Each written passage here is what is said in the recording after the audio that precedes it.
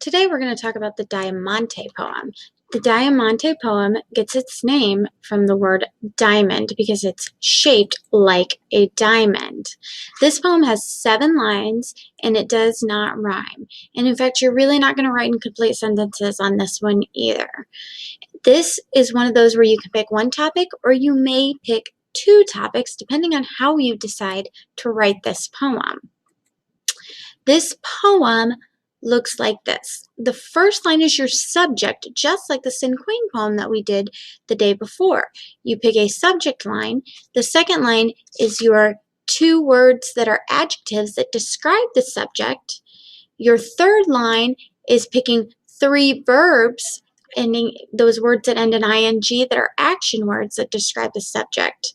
Line 4, you pick 4 nouns that describe your subject. Then line 3, we're back to verbs describing the subject. Line 6, we're going back down to 2 adjectives that describe the subject. And line 7 is again a synonym for the subject. Now, when you do a synonym Diamante, you have your subject, which is monsters, your 2 adjectives, creepy, sinister, your 3 verbs, hiding, lurking, stalking, and then your 4 nouns, vampires, mummies, werewolves, and more. And then we go back down to our 3 verbs, chasing, pouncing, eating, and then to our adjectives, again, hungry, scary, and a synonym for monster is creature. So as you can see, it's shaped exactly like a diamond.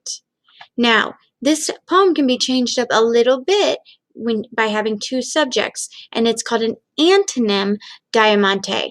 As you can see, our subject is day. Down at the bottom, the antonym is night. So this is going to be done a little bit differently. You start up here with day. You have 2 adjectives, bright and sunny, to describe day. 3 verbs, laughing, playing, doing, to describe day. Okay, now this 4th line is where it gets a little bit tricky because it's going to be split in half. Half of it up in the east, day, down in the west, describes night. And then back down here where you're putting 3 verbs, you're going to put 3 verbs, talking, resting, sleeping, that have to do with night, this antonym down at the bottom, and then your 2 adjectives, quiet and dark, that are describing your night also.